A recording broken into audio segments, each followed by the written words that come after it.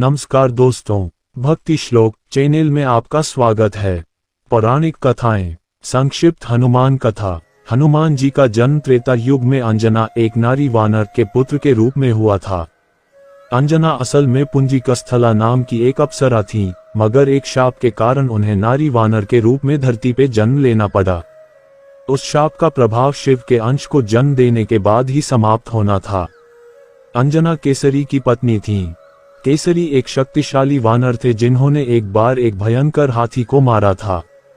उस हाथी ने कई बार असहाय साधु संतों को विभिन्न प्रकार से कष्ट पहुंचाया था। तभी से उनका नाम केसरी पड़ गया। केसरी का अर्थ होता है सिंह। उन्हें कुंज सुदान, हाथी को मारने वाला के नाम से भी जाना जाता है।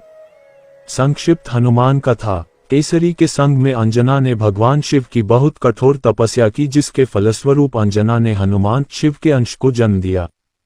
जिस समय अंजना शिव की आराधना कर रही थी, उसी समय अयोध्या नरेश दशरथ पुत्र प्राप्ति के लिए पुत्र कामना यज्ञ करवा रहे थे। फलस्वरूप उन्हें एक दिव्य फल प्राप्त हुआ, जिसे उनकी रानियों ने बराबर हिस्सों में बांटकर ग्रहण किया। इसी के फलस्वरूप उन्हें राम, लक्ष्मण, भरत और शत्रुघ्न पुत्र रूप में प्राप्त हुए।